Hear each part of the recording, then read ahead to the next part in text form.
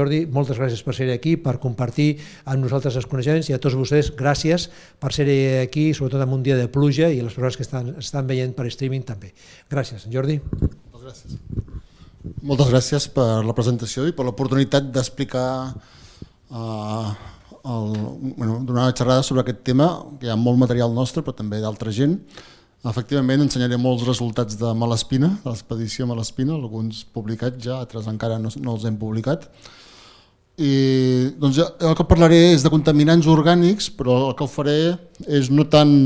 Sí, de fet, no diré res de contaminació per contaminants a Barcelona, podria estar una hora parlant d'això. Senzillament em focalitzaré en contaminació a escala oceànica, a escala global o a escala continental, que és una dimensió diferent del que seria, per exemple, la contaminació urbana. Així, ja per començar, i veurem com això ho relacionem amb l'antropocè i també, sobretot l'antropocè, estem molt acostumats a parlar de canvi climàtic, que és un dels vectors del canvi global. Nosaltres parlem canvi climàtic i canvi global, coses una engloba l'altra, però no és exactament el mateix, i veurem quina relació té els contaminants orgànics amb el canvi climàtic, que nosaltres el reduïm al cicle de carboni. Llavors, tot el que és el canvi dels últims 150 anys, des de la revolució industrial, el 1850, és que l'ús de l'energia ha incrementat molt. I després de la Segona Guerra Mundial hi ha un gran increment de l'ús d'energia, això seria tota aquesta època, seria l'antropocè, però després dels anys 50 és el que diem la gran acceleració, perquè hi ha un canvi de magnitud en l'acceleradament d'ús d'energia i molts recursos. Naturalment, el que passa és que, com que fem servir combustibles fòssils, doncs emetem carboni a l'atmosfera i al mar, i a altres llocs. Hi ha molt diòxid de carboni. Hi ha aquest gràfic, que és el típic de Hawaii, que es veuen com des dels anys 60 les concentracions de diòxid de carboni han anat augmentant. I aquestes concentracions ara estan a 780-790 ppm, quan si mirem els últims 1.000 anys havien estat de 280. Senzillament els últims 150 anys és que està augmentant molt. Però això és només el diòxid de carboni, això és el que es diu que provoca el canvi climàtic. Doncs de fet, això és molt important, el diòxid de carboni, perquè és el cicle de carboni, que és el cicle de la vida, i una part d'aquestes emissions antropogèniques que emetem els homes en les activitats de cada dia, una part van a parar a terra, als sols, a les plantes, una altra part van a parar al mar. I aquests fluxos que van a parar al mar i a la terra depèn molt de la dinàmica dels oceans, la dinàmica dels continents, dels ecosistemes terrestres. És un tema molt complicat, de fet hi ha milers de científics treballant en aquests temes. Però si mirem aquest increment exponencial dels recursos d'energia, això de fet és també degut no només al progrés, sinó a un increment de la població mundial, de l'activitat econòmica mundial, i hi ha moltes variables que tenen aquest creixement a partir dels anys 50. Les preses en els rius, l'ús d'aigua, el consum de paper i fins i tot el número de restaurants McDonald's que hi ha en el món. Tot augmenta exponencialment a partir dels anys 50. Això és l'antropocè. Què passa amb els compostos químics? Doncs si anem al registre CAS, que és qualsevol compost químic nou es registra ja, fins i tot si no s'ha sintetitzat, senzillament si un model d'ordinador diu que això pot existir, doncs el que veiem és que també la quantitat de substàncies químiques orgàniques que es van registrant els últims 50 anys va augmentant exponencialment. I n'hi ha milions, ara n'hi ha milions de registrades. No totes són comercials, algunes s'han sintetitzat un cop, s'ha vist que no servien per res i no es fan servir, altres sí. I això vol dir que estarem en un món amb molts compostos químics al voltant nostre, en aquesta habitació n'hi ha uns quants milers, segurament molt milers, a les cadires, als ordenadors, a la vostra roba i a qualsevol cosa que porteu a les butxaques, i formen part, després hi ha els fàrmacs, hi ha els additius de la indústria alimentària, hi ha tantes i tantes coses que els fem servir a la vida quotidiana. Els plàstics, bàsicament nosaltres com a societat desenvolupada estem fent servir actualment 200.000 substàncies orgàniques sintètiques, que no és poc. N'hi ha uns quants d'aquests, no tots, que els considerem contaminants perquè si arriben al medi ambient i tenen uns efectes nocius, i aquests decidem que són contaminants. En general provenen de les activitats humanes, ens preocupen especialment els que són persistents, que no es degraden, els que es poden bioacumular als organismes, perquè són lipofílics, s'acumulen a la matèria grassa dels organismes, són tòxics i es poden transportar globalment o regionalment i per tant són ubicus en el medi ambient. Aquests són els que diríem que són contaminants orgànics persistents, persistent organic pollutants POPs en anglès. N'hi ha molts. Podríem parlar dels clàssics, PCBs i pesticides clorats, que es van fer servir molt durant el segle XX, dels dioxines i furans, molt tòxics, que es produeixen durant la combustió, per exemple, el tractament de residus.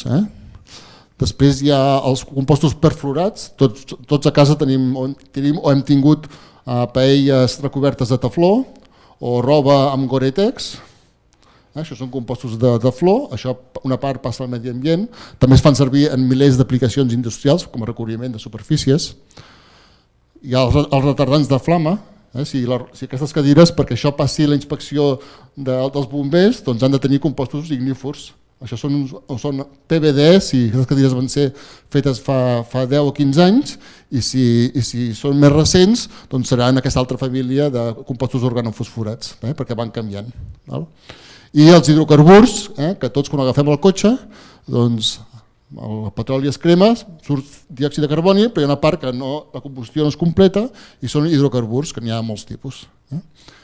I si tenim cotxes dièsel, encara n'emetem més. Per tant, si mirem en aquest cas els compostos aquests que venen del tefló i dels recobriments de superfícies, els fluorats, aquí apareixeran moltes cicles, però és impossible que al principi sabem què és cada cosa, però tampoc és important. Cada cicle és un compost químic que l'anomenem per un acrònim, però com que si no diem l'acrònim té un nom molt més complicat, doncs preferim dir l'acrònim, però és igual. En tot cas, aquests són compostos amb fluor i si mirem els rius europeus, com més població hi ha a la conca del riu, més concentració hi ha d'aquests compostos, senzillament venen dels homes. Cada un de nosaltres n'emet molt poc, però entre tots junts les concentracions ja es poden mesurar relativament fàcil. Si els mateixos compostos, aquests que venen de la roba de Gore-Tex, del tefló, etc., naturalment les concentracions aquí són més altes, però si anem al mig de l'oceà també els trobem a l'aigua. I això ja són resultats de l'expedició Malespina, que vam fer la volta al món des de Cadis fins a Rio de Janeiro, Ciutat del Cap, Perth, Sydney, Auckland, Honolulu, Canal de Panamà, i vam tornar a Cadis durant 7 mesos, i allà vam anar agafant mostres i després al laboratori a Barcelona hem mesurat els compostos i els hem trobat a totes les mostres, aquests compostos que venen del Gore-Tex, de materials que es fan servir a la indústria per recobriment de superfícies, etc.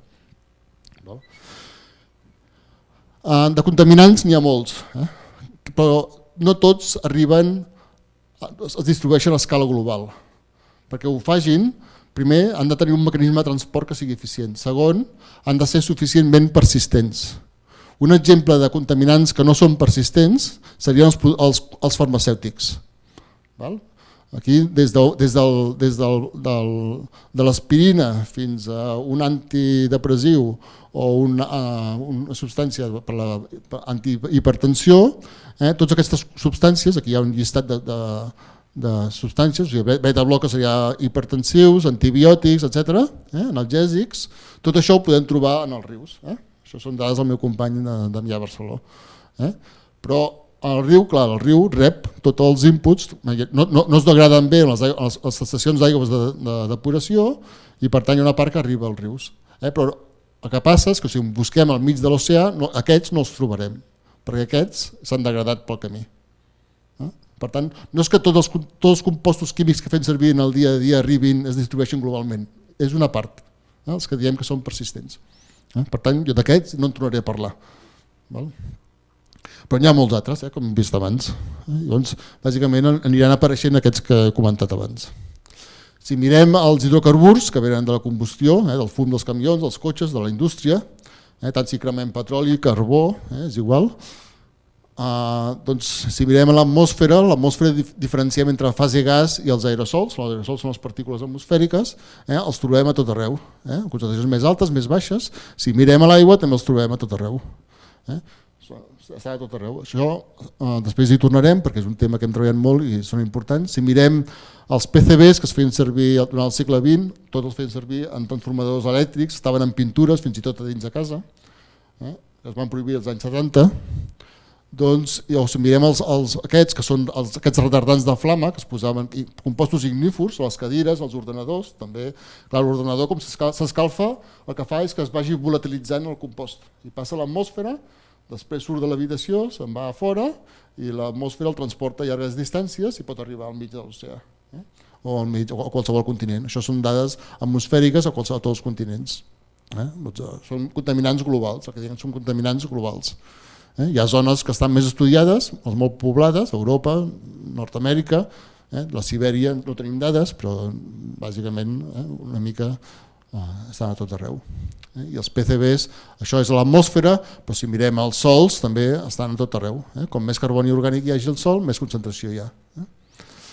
Per tant, són contaminants realment globals. Abans el Lluís ha comentat els plàstics de Malespina, doncs durant l'expedició a Malespina també hi ha un grup que va anar agafant mostres i aquí hi ha les dades de Malespina i altres estudis, totes amb un mateix gràfic, i com el punt sigui, com més vermell és el punt, més alta és la concentració de plàstics a l'oceà superficial, perquè aquests plàstics són els que floten i que es van acumulant a la superfície de l'oceà. I això és el que diem el centre dels girs subtropicals, que són els primers punts vermells, que és on s'acumulen els plàstics. Les concentracions màximes, estem parlant d'aproximadament 1 quilo de plàstic per cada quilòmetre quadrat d'oceà. Això seria el màxim. O sigui, no és veritat, això que diuen a vegades els periodistes, que hi ha illes de plàstics, no, home, tampoc és això, veus trossets, però no és un continu de plàstics en aquestes zones. Per tant, si anem als registres de les substàncies químiques que estan en ús, o sigui, que són comercials, que com a mínim se'n produeixen mitja tonelada a l'any, n'hi ha moltes més, a més poca producció, en trobem aquests 200.000 substàncies que nosaltres com a societat avançada estem fent servir en el dia a dia. Potser no els tenim totes a casa, però com que hi ha indústries que les fan servir en productes que nosaltres consumim, doncs nosaltres com a societat sí que les fem servir. I hi ha una part d'aquestes que arribaran. Això hi ha polímers, que són els plàstics, hi ha productes industrials, els additius de la indústria alimentària, cosmètics, els farmacèutics, els pesticides, i després una quantitat de productes de consum, etc. Doncs tot això arriba al medi ambient. El problema que tenim, nosaltres com a científics, és que ens és impossible analitzar-los tots ells. Primer perquè no hi ha mètodes analítics coneguts per fer-ho. Imagineu si haguéssim de desenvolupar 200.000 mètodes per estudiar cada un dels compostos. Llavors el que fem és n'agafem uns quants amb diferents propietats i a partir d'aquí intentem veure com el global dels contaminants es comporten al medi ambient. Llavors, si abans parlava de canvi global i canvi climàtic, el canvi global no és només el canvi climàtic, i això crec que és molt important, perquè moltes vegades hi ha una confusió entre els dos. El canvi climàtic sí que és el canvi del clima, que després un pot estar-hi d'acord o no, però hi ha molts més vectors de canvi. Naturalment, hi ha fins i tot els vectors que no estan aquí, que són d'àmbit econòmic, social, polític, que també han anat canviant molt durant els últims 100 anys. Però els que es refereixen pròpiament al funcionament del sistema Terra, hi ha el canvi climàtic, hi ha l'acidificació dels oceans, el forat d'ozó, que és un tema que es va parlar molt anys enrere, l'eutrofització o com les concentracions de nutrients han augmentat molt per aports antropogènics del nitrogen i el fòsfor, l'escassetat d'aigua sobretot, perquè canvis com es fan servir els recursos hídrics, com el canvi d'ús del territori, la pèrdua de biodiversitat, després els aerosols, que hi ha la xerrada la setmana que ve, i els contaminants. I fixeu-vos que això és un article de l'any 2009, tant pels aerosols com pels contaminants, diu not yet quantified. O sigui, la implicació a escala global, a escala de canvi global, se'n coneix molt poca cosa. Però naturalment, per un científic, quan veus això, és que t'has de tirar a la piscina. Si es coneix poca cosa, vol dir que és un bon tema de recerca, i és el que fem nosaltres. I ara explicaré coses que hem anat aprenent durant els últims anys. Com hem dit abans, el canvi climàtic és molt del cicle de carboni, per això el diòxid de carboni i com el carboni es va transferint de l'atmosfera als oceans i als continents. I el que volem és veure en quina mesura aquesta contaminació química si afecta d'alguna manera, que pot haver-hi diverses maneres d'afectar-ho, aquest cicle de carboni. Per tant, els objectius d'aquest treball, una mica ja ho he cobert, perquè he parlat de les fonts antropogèniques de contaminants orgànics, una mica ja ho he cobert, hem vist que la seva distribució és global, bàsicament allà on anem sempre trobem contaminants, pot ser més alta o més baixa. A la sang que tenim, o sigui, a la nostra sang també hi ha milers de contaminants. Qualsevol substància que estigui aquí a l'atmosfera, que les concentracions a l'interior són molt més altes que a fora i les de ciutat molt més altes que al mig de l'oceà, doncs dins nostre hi ha milers i milers de contaminants. Concentracions molt baixes, però n'hi ha milers d'ells. Doncs veurem una mica més com es distribueixen globalment, després veurem quina relació poden tenir amb el cicle de carboni i dels nutrients, i amb la idea d'intentar entendre que això és un vector de canvi global, que tradicionalment no s'ha considerat, però el que creiem nosaltres és que sí que ho és. Llavors, per entendre una mica el cicle dels contaminants orgànics, n'hi ha molts, com que n'hi ha molts, no tots es comporten iguals, depèn de quina estructura química tenen, però ens centrarem molt en el que són el que diem semivolàtils, que són uns compostos que poden passar a l'atmosfera, no són molt volàtils, i com que si fossin molt volàtils es quedarien a l'atmosfera. El metà, per exemple, es queda a l'atmosfera i no torna a terra. Però aquests són una mica volàtils, però no molt. Llavors passen a l'atmosfera i tornen a caure a terra o al mar. I van saltant, passen de l'atmosfera a l'aigua, de l'aigua a l'atmosfera, de l'atmosfera a l'aigua, de l'aigua a l'atmosfera, de l'atmosfera a terra. El que diem són compostos saltadors. En anglès li diuen grasshoppers, saltamontes, grasshoppers. I hi ha uns processos de deposició atmosfèrica, que és això que diem de passar de l'atmosfera a la superfície, i un cop entren a l'aigua també poden passar de l'aigua a les partícules que hi ha a l'aigua, als organismes vius, i aquí entren el que diem els cicles biogeoquímics dels ecosistemes. Llavors, per anar veient 4 coses clàssiques i crec que importants per entendre què els hi passa als contaminants, podem, per exemple, això és treball que vaig fer jo durant el postdoc, que estava allà a la zona de New Jersey, Nova York, i això és la concentració atmosfèrica, en aquest cas és de PCBs, n'hi ha molts al riu Hudson, allà al voltant de Manhattan, la concentració atmosfèrica versus l'invers de la temperatura. Per tant, quan feia més calor, aquí és a l'esquerra. És l'invers de temperatura, i quan fa més calor les concentracions atmosfèriques pugen i quan fa més fred la concentració atmosfèrica baixa. Això és una tendència general de la majoria dels contaminants que en diem persistents i semivolàtils. Quan fa calor el que passa és que de la superfície passa a l'atmosfera i quan fa fred torna a la superfície, sigui sol, sigui herba, sigui aigua. Per tant, a l'estiu, aquí també, tenim més contaminació que a l'hivern. Això és general. Però si anem a un altre lloc molt remot, l'àrea metropolitana de Nova York, això són 10 milions d'habitants, però anem a l'Antàrtida, en aquest cas hem treballat molt amb el vaixell Hesperides, que és un vaixell oceanogràfic del Ministeri, mig gestionat, la part científica gestiona el CSIC i la part del vaixell el Ministeri de Defensa. Hem treballat a l'Àrtic, sobretot a Svalbard i a Ny-Ålesund, que hi ha bases italianes i noruegues, i l'estació antàrtica de tant Joan Carles I, que està a l'illa de Livingston, com ara tinc gent a l'illa de Decepció a l'altra base. però el que ensenyaré aquí sobretot és de la base de Joan Carles I. Si mirem resultats aquí a l'illa de Livingston, el que veiem és que passa el mateix. Mirem la concentració atmosfèrica versus la temperatura, i aquí el gradient de temperatura és molt petit. Quan fa més calor, que vol dir que arribes a 3 graus, doncs puja la concentració. Quan baixes a menys 1 graus, baixa la concentració. Per tant, això passa al mig d'una zona urbana o metropolitana i passa en una zona remota. I passaria per altres contaminants també. És com una llei general, quasi. Això era la típica cosa que es va descobrir als anys 90. I amb aquest descobriment, com que sortien molts, va sortir una teoria que ha tingut molt èxit o molta influència, naturalment després s'ha criticat això, com funciona la ciència normalment, que diu que hi ha una destil·lació global dels contaminants, que les zones,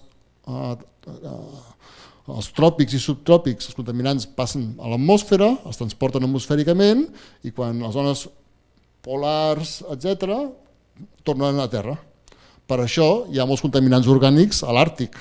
L'Àrtic és un oceà que no hi viu ningú, però està rodejat d'Europa, Nord-amèrica i Rússia.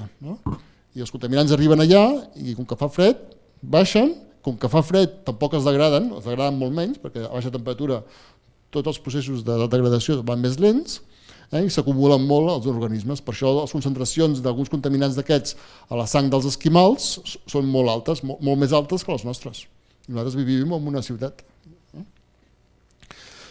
Doncs això és la teoria que es diu de destil·lació global.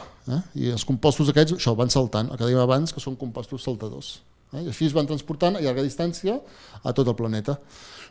Si continuem a l'Antàrtida i mirem les concentracions que vam mesurar en sols, hem fet bastanta feina a l'Antàrtida, diversos anys. Aquesta és l'Anna Cabrerizo, que va fer la tesi aquí al CSIC. Ara està feta associada postdoctoral al Canadà, a Environment Canadà, l'agència ambiental canadenca, fent treball a l'Àrtic, allà al Canadà. Doncs el que va fer ella durant la tesi és estudiar sòls i vegetació també a l'Antàrtida, i el que veia és que la concentració dels contaminants, aquí n'hi ha diversos, i aquí hi ha la concentració de carboni orgànic.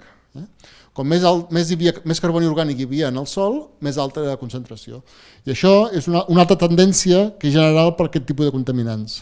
Els agrada molt acumular-se on hi ha carboni orgànic o on hi ha matèria grassa. Per tant, nosaltres els tenim sobretot acumulats a la nostra matèria grassa, i a les plantes és allà on hi ha els lípids, les membranes, etc., on hi hagi els lípids, allà s'acumularan allà. Llavors això diem que són hidrofòbics. Per tant, tenim dues tendències. Hi ha un efecte de la temperatura molt important, un efecte de la matèria orgànica molt important. Tenen molta tendència a associar-se a la matèria orgànica. I això és el que marca el seu cicle en el medi ambient. Però a més, com que es van saltant, també es poden moure. Si hi ha la neu, quan neva, això que fa és netejar l'atmosfera i porta els contaminants a terra. I després, quan fa calor, es poden volatilitzar. Quan arriba l'estiu antàrtic, que l'estiu antàrtic són 3 graus, doncs es volatilitza. I això nosaltres ho hem estudiat, això també és a l'illa de Livingston, posant uns aparells que vam construir nosaltres, dissenyar i construir nosaltres per mesurar els fluxos de contaminants entre la neu i l'atmosfera. I aquí el que veiem és una mica tècnic, però diguem que la tendència diem fugacitat, això, la tendència a escapar-se del sol, com més carboni orgànic té el sol, baixa, perquè al contaminant li agrada estar amb el carboni orgànic del sol, i com més fred fa, també li agrada més estar en el sol. Com més calor fa, més tendència té a tornar a l'atmosfera. I el mateix, amb treball que hem fet aquí a la península Ibèrica i a Anglaterra, hem trobat el mateix. A la península Ibèrica els sols tenen poc carboni orgànic en general, a part d'algunes zones, i te'n vas al nord i el contingut de carboni orgànic dels sols augmenta bastant, fa més fred. Per tant, el que vam veure que hi havia volatilització de contaminants aquí i deposició baixada al nord d'Anglaterra. Sempre estem parlant de substàncies que sempre s'estan movent, sempre estan saltant, i com que són molt persistents, alguna mica es degraden, però són molt persistents, tenen temps de fer molts salts i arribar a tot arreu. Llavors, els contaminants, hi ha hagut descripcions pels oceans, els continents, naturalment hi ha zones més mostrejades que altres, i una de les zones que quedava per estudiar era l'interior del continent antàrtic, perquè les bases espanyoles estan aquí a la punta, les illes Shetland, que estan a la punta de la península antàrtica. La península antàrtica és d'aquesta zona d'aquí. Nosaltres la feina, el que he ensenyat abans ho he ensenyat d'aquesta zona. Però hi ha tot el continent antàrtic, naturalment molt poc poblat, hi ha 4 bases, molt difícil d'arribar-hi. Aquí hi ha el plató antàrtic, que està a 3.000 metres d'altitud. A l'estiu la temperatura és de menys 30, a l'estiu. A l'hivern el promig és de menys 50 i les mínimes, aquesta de Vostok, és de menys 80. La mínima que s'ha registrat mai a superfície és de menys 80 a Vostok. El promig anual és menys 50. A nosaltres ens agrada anar a fer campanyes i això, però això és una mica excessiu per nosaltres, això d'anar al mig de l'Antàrtida. Una cosa és anar aquí amb el vaixell Hespèrides i l'altra és ficar-se aquí. Però sempre hi ha gent, hi ha els exploradors polars, que encara n'hi ha ara, no hem d'anar a l'Amundsen i a l'Scott, sinó encara en el segle XXI en tenim d'exploradors polars, i hi ha un que és espanyol, que és de Madrid, que és el Ramon Larramendi, que en una de les seves expedicions, i ahir va amb trineu, ens va agafar mostres. Ahir va amb trineu, no amb motor, sinó propulsat per un estel, propulsat a vela. I això és el nostre mostrejador que vam posar al seu trineu, un mostrejador passiu que no necessita, té algunes limitacions, però té l'avantatge que no necessita electricitat, per tant el podíem deixar allà i cada setmana ens anaven canviant la mostra i ens van tornar amb la mostra. Aquest era el Ramon Larramendi i així van estar 5 setmanes travessant el continent antàrtic, amb aquesta trajectòria que es veu aquí, començant aquí fins al Pol Sud i tornant aquí. Ens van donar les mostres i després les vam analitzar aquí a Barcelona. Això és el Pol Sud, això és la base Amundsen-Scott, el Pol Sud. Això ja és quan marxen.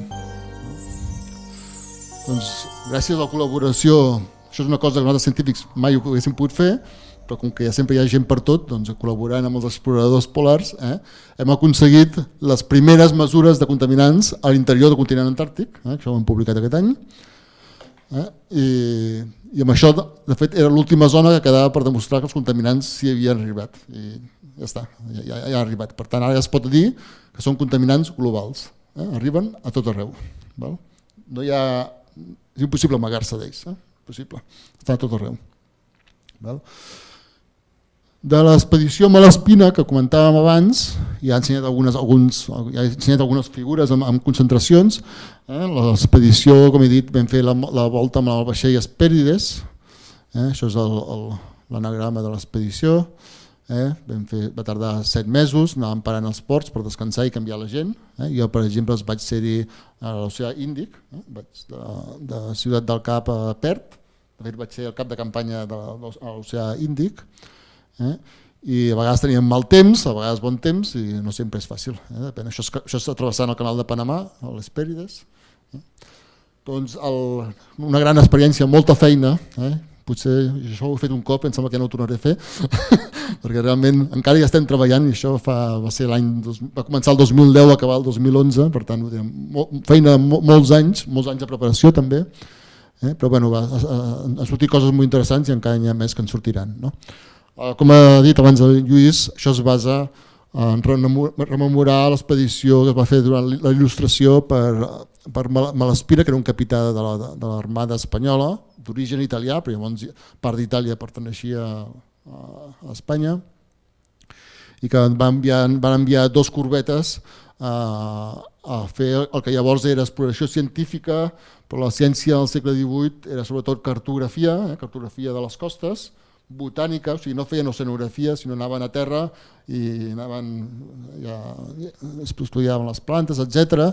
Va ser la primera expedició que va arribar, els primers europeus que van arribar a Alaska, encara ningú hi havia arribat, després van anar a Filipines i llavors, com no sé, La cosa política va anar que Espanya va entrar en guerra amb Anglaterra un altre cop, llavors els van avisar que tornessin i es veu que van tardar una mica en tornar i llavors van posar amb l'espina a la presó. Típic cosa de la història d'aquest país. I llavors no van pagar els científics i com que no van pagar els científics de bord, d'algú havien de viure els científics, els van vendre part del material. I part de la cartografia se la van vendre als anglesos.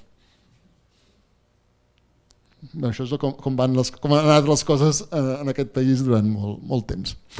O sigui, els anglesos, els espanyols van muntar l'expedició i els anglesos van acabar tenint els mapes. Doncs, nosaltres volíem fer... Naturalment, com a científics, era una bona excusa per aconseguir l'oportunitat de fer una expedició científica a gran escala planetària, i ho vam aprofitar, va haver-hi molta política, molts grups de científics, això no puc anar jo sol a fer-ho, ni 3 científics a demanar-ho, diuen que no, hi havia investigadors del CSIC i professors, hi ha 19 universitats, com 11 instituts del CSIC, era un projecte molt gran, vam aconseguir fer-ho, després n'han sortit molts resultats. De la part de contaminants, això és una mica el que hem vist abans, els hidrocarburs, amb diferents, a la fase gas, els aerosols, a l'aigua, a les partícules marines, a més vam fer organismes també, i això ens permet, això és la major base de dades, això bàsicament són 25.000 concentracions de contaminants a tots els oceans, només d'hidrocarburs. Això és com 10 vegades més de l'estudi més gran que hi havia fins ara, perquè ens fem una idea, perquè això costa molt fer aquests anàlisis, a part de costa molt agafar les mostres, costa molt fer els anàlisis i és car. Llavors, si mirem una mica com passen els contaminants, que és una cosa que ens interessa a nosaltres, com arriben els contaminants a l'oceà i quina magnitud té aquesta entrada de contaminants a l'oceà, hem d'entendre que hi ha 3 processos de deposició atmosfèrica. I un és la pluja el que fa és arrastra les partícules atmosfèriques, la gota d'aigua arrastra les partícules atmosfèriques i també arrastra el que hi ha a la fase gas, perquè s'ha dissolt del gas. Després els aerosols, sobretot els que són més grans, les partícules atmosfèriques, també cauen. I amb això, si hi ha contaminants associats als aerosols, també cauran. I després hi ha el que en diem difusió, que és de la fase gas, hi ha una difusió contínua amb el dissolt, hi ha un intercanvi. I com més vent fa, si fa més vent, aquesta difusió és més ràpida, perquè hi ha més intercanvi, hi ha més turbulència. I en aquesta expedició el que vam fer és fer les estimes dels 3 processos de deposició. I això és la deposició seca dels aerosols, surt molt a l'Índic i a prop dels continents. La deposició per la pluja, va ploure poc, la campanya amb l'Espina, vam tenir 11 dies que va ploure, són les mesures que vam poder fer, vam agafar l'aigua de pluja i la vam analitzar, va ploure poc, però també l'expedició amb l'Espina es va fer molt a l'estiu i en zones que no plou gaire. La pluja és molt localitzable, es localitza molt en algunes zones, que no era precisament on vam passar nosaltres amb el vaixell. I després, el que ja sabíem que té més interès és la difusió, que és la que de fet sabíem d'estudis anteriors fets al Mediterrani i altres zones que era molt important, doncs la vam poder estimar que això són fluxos de difusió per 3 hidrocarburs. A vegades hi ha una difusió del mar cap a l'atmosfera, a vegades de l'atmosfera cap al mar, però l'important aquí és que vam poder estimar quins fluxos de difusió eren. Aquí estem parlant tonelades de cada compost, tenen noms molt raros, naftalè, fenantret, dibenzo-A, pirè, no sé què, dibenzo-benzo, són noms molt raros, però és igual. Aquí estan ordenats del més volàtil al menys volàtil, però el que interessa és hi ha alguns que es volatilitzen, passen de l'aigua a l'atmosfera, i altres que es depositen, la majoria es depositen, que passen de l'atmosfera a l'aigua. I vam poder estimar els fluxos globals, que això és un teragram, que és una gigatonelada de carboni per any, i la deposició associada als aerosols era molt menys, 0,08 teragrams. Aquest número mai ningú l'havia estimat, perquè no tenia dades, sense dades no es podien estimar. Nosaltres vam ser els primers que vam poder tenir una base de dades suficient com per poder estimar això. Per posar-lo en el context, si mirem fluxos no d'hidrocarburs, sinó de compostos naturals que produeixen les algues, per exemple l'isoprè, metanol, doncs és comparable a l'isoprè, menys que el metanol, per exemple. Metanol pot ser antropogènic, però n'hi ha molt que és biogènic, les algues i les bactèries el produeixen. Però si el comparem, per exemple, amb això que dèiem abans dels abocaments de petroli, abans ha sortit l'Exxon Valdez, el Prestige, aquests són petits, Exxon Valdez i Prestige són petits comparats amb el que va haver-hi al Golf de Mèxic del Deep Horizon. Aquest Deep Horizon ha sigut el abocament accidental de petroli més gran de tota la història i esperem que ho sigui durant molt temps el més gran, perquè no n'hi hagi cap altre que superi. Si mirem el que els hidrocarburs aromàtics que es van alliberar, van ser 2 per 10 a la 10 grams d'hidrocarburs al Golf de Mèxic. Si mirem el que hem calculat nosaltres, és 1 per 10 a la 12 grams per any. Per tant, aquesta entrada difusa de contaminants és difusa, no és local. Això del Golf de Mèxic, clar, és local, molt important, però és local. L'entrada difusa a tots els oceans, el Pacífic és molt gran, l'oceà Pacífic és la meitat de la Terra, després l'Atlàntic i l'Índic, és 50 vegades els hidrocarburs, aquests aromàtics que van entrar per al Deep Horizon. O sigui, el missatge aquí és que la contaminació difusa, que diem, que és de baixa intensitat però que passa sempre a tot arreu, al final és més important que la contaminació puntual per abocaments. Però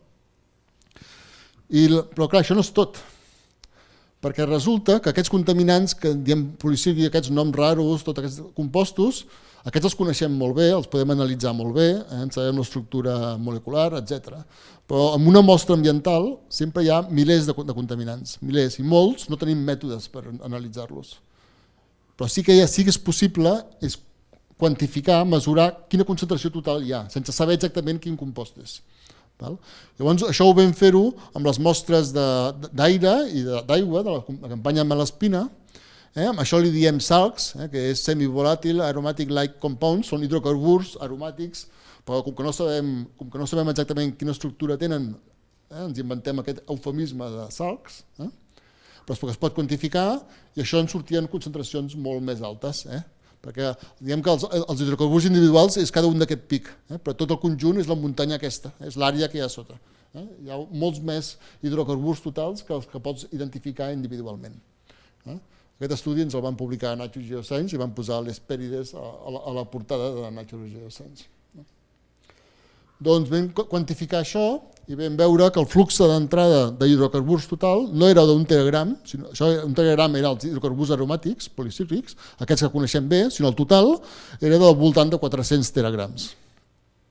Això és una xifra ja gran.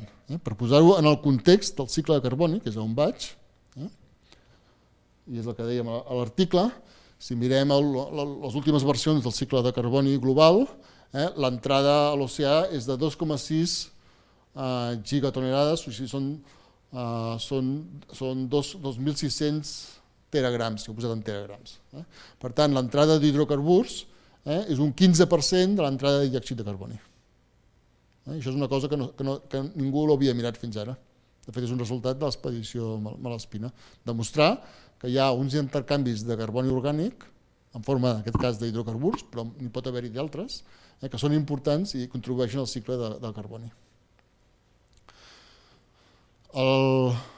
Naturalment, això no vol dir que aquests 400 teragrams d'hidrocarburs tot sigui antropogènic, perquè hidrocarburs n'hi pot haver que siguin biogènic, però segurament la meitat és antropogènic, la meitat és biogènic, natural. Per tant, ja veiem que, espero que digui que efectivament pot haver una interacció entre els contaminants i el cicle de carboni. Quan diem climate change, jo com que no soc climatòleg, jo no soc químic ambiental, no soc climatòleg. O sigui, jo no mesuro la variació de temperatures ambientals, sinó mesuro les concentracions de carboni.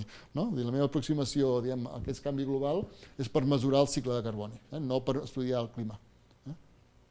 Però veiem que aquesta contaminació química, en aquest cas contaminants orgànics d'hidrocarburs, poden tenir una influència que falta acabar d'estudiar, encara falta molt, sobre el cicle de carboni. Però abans hem dit que un cop els contaminants entren a la columna d'aigua, es poden acumular als organismes, i aquí poden tenir un efecte. Això és important sobretot perquè la bomba biològica, que ja hem parlat, tornarà a sortir, és el que regula aquesta entrada de carboni des de l'atmosfera a l'oceà. Llavors hi ha un intercanvi des de l'atmosfera a l'aigua i de l'aigua passen el que són els organismes, el fitoplàncton. El fitoplàncton són com les plantes marines. I com abans hem dit, hi ha dos factors molt importants, la temperatura i la matèria orgànica. El fitoplàncton és la matèria orgànica de l'oceà, la major part de la matèria orgànica de l'oceà. Llavors, amb altres treballs que hem fet, hem demostrat que hi ha aquesta transferència de l'atmosfera a l'aigua al fitoplàncton, i això hi ha una part que se'n va al fons de l'oceà, això controla el transport atmosfèric de contaminants a gran escala. En aquest cas era per l'Àrtic. Amb altres estudis que hem fet al voltant de la península antàrtica, això és la península antàrtica, i amb les Hesperides vam anar agafant mostres al voltant, el mar de Bellinghausen, el mar de Weddell, i alguna al passatge de Drake. Aquí mesuràvem contaminants, en aquest cas és a l'aigua, però també veiem que els contaminants arribaven al fitoplàncton. També si agafàvem mostres de plàncton, pescant-lo, també podíem analitzar contaminants. I de fet nosaltres potser segurament hem sigut els primers que hem agafat de manera rutinària mostres de fitoplàncton i de zooplàncton a les campanyes, i segurament som els que hem generat la base de dades de contaminants en plàncton més gran que hi ha ara. S'havia fet abans amb llacs, en llocs més fàcils de mostrejar, però no a l'oceà. I de fet, amb l'espina, per exemple, dels hidrocarburs també els vam agafar en plàncton, que són concentracions de 64 hidrocarburs diferents en plàncton al llarg de tots els oceans.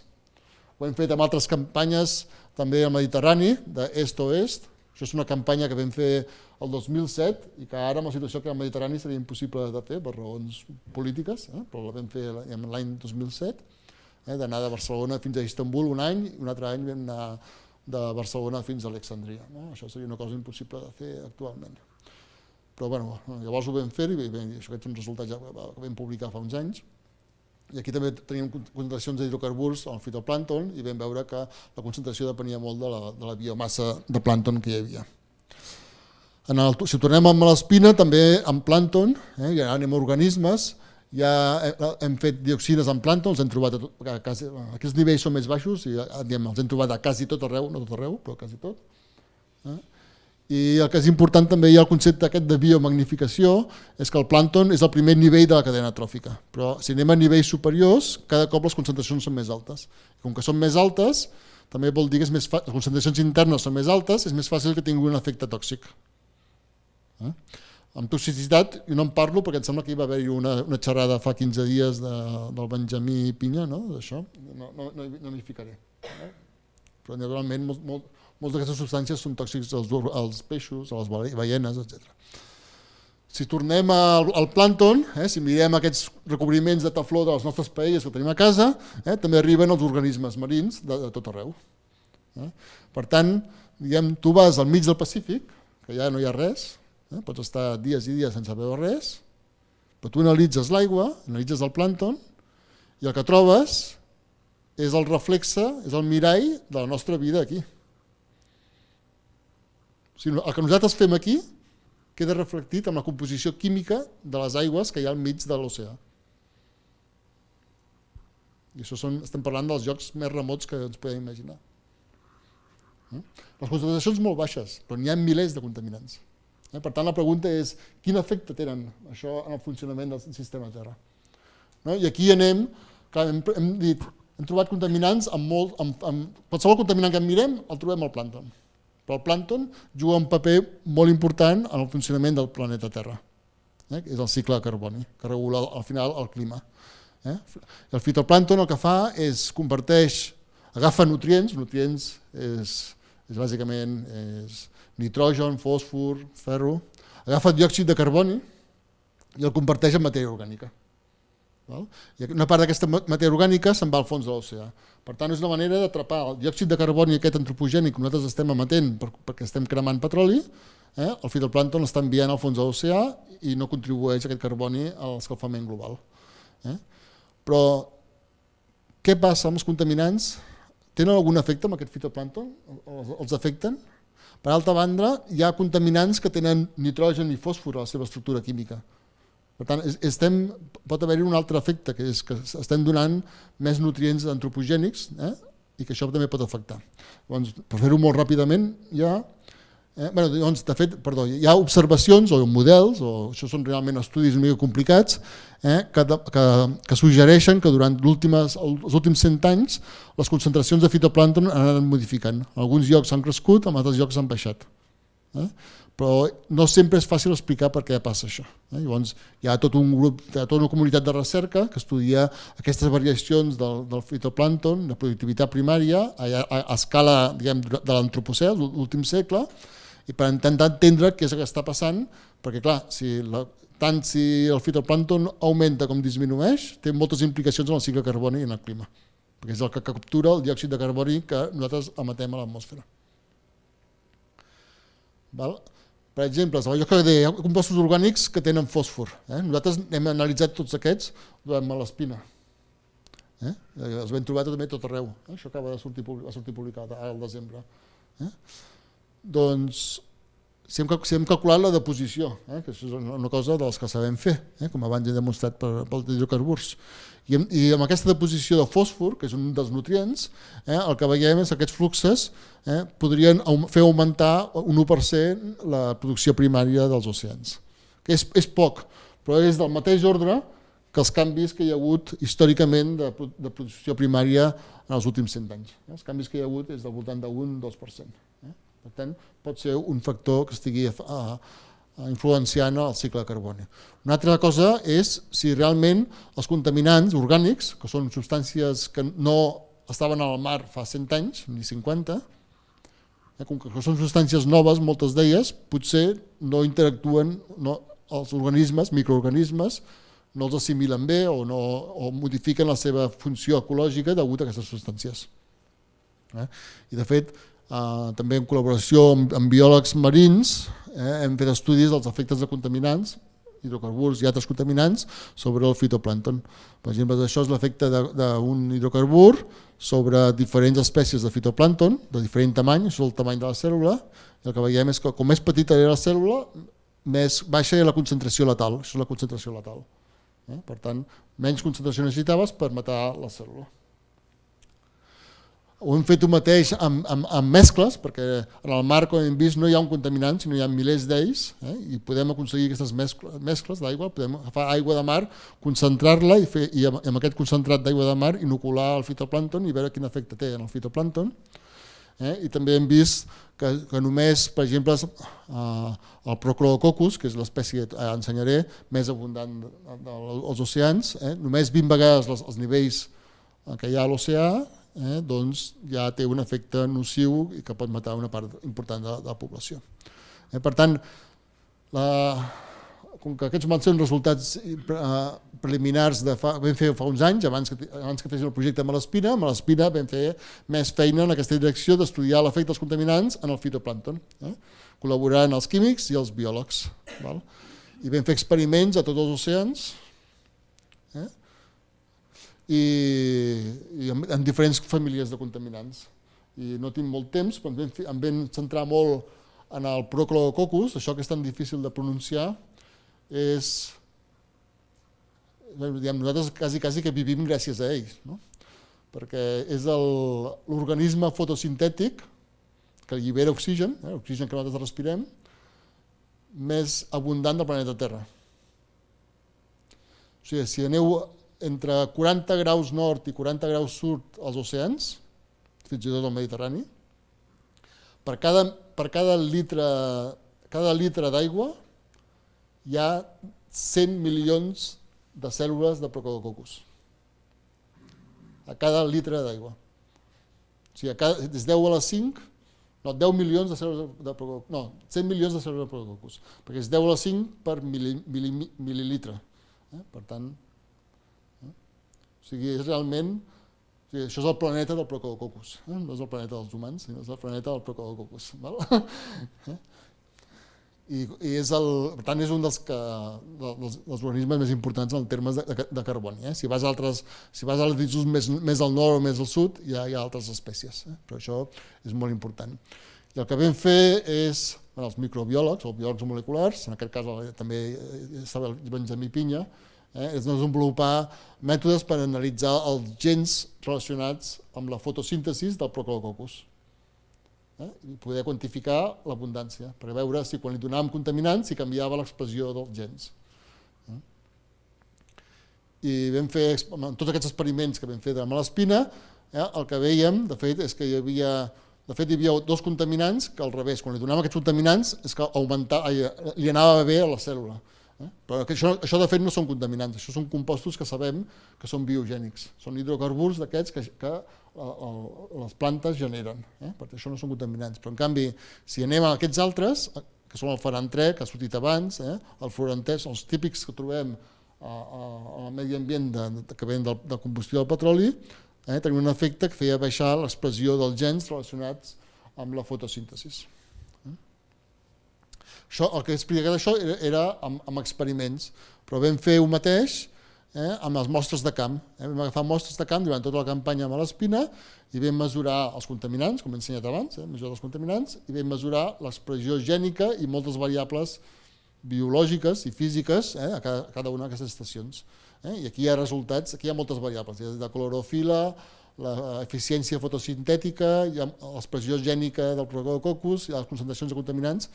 Aquí només dono les que mostren alguna correlació. Quan és vermell és positiva, quan és blau és negativa. I el que tenim és que també hi ha les correlacions negatives entre l'expressió gènica de la fotosíntesi, en aquest cas fixació de carboni, i les concentracions de contaminants. Per tant, això són resultats que ara tenim en discussió, encara no ho hem enviat, això, però això seria un altre resultat que indicaria que sí que hi ha una interacció possible entre contaminants i el gran cicle de carboni a nivell oceànic, que és el que regula quant de diòxid de carboni atrapa l'oceà de l'atmosfera. Per tant, ja per acabar, les idees que jo crec que està bé que quedin clares és que no hi ha un contaminant o dos o tres, ni tan sols hi ha els 30 o 40 regulats per la Comissió Europea o els 20 regulats pel Conveni d'Estocolm de les Nacions Unides. Aquests són alguns quants només. N'hi ha milers d'ells. Normalment els regulats són els que estan regulats i prohibits, són els que la indústria ja no fabrica, li és igual que estiguin regulats. Si la indústria fabrica és molt difícil que arribin a regular-se fins que la indústria ja té el substitut per introduir al mercat. Aquí hi ha la cosa legislativa de contaminants orgànics, estem parlant des que un científic el troba no sé on fins que es prohibeix, passen 20 anys. No és una cosa... Hi ha molts més... A les revistes científiques cada setmana hi ha un nou contaminant que algú troba. És com la cosa de la moda actual, és trobar nous contaminants.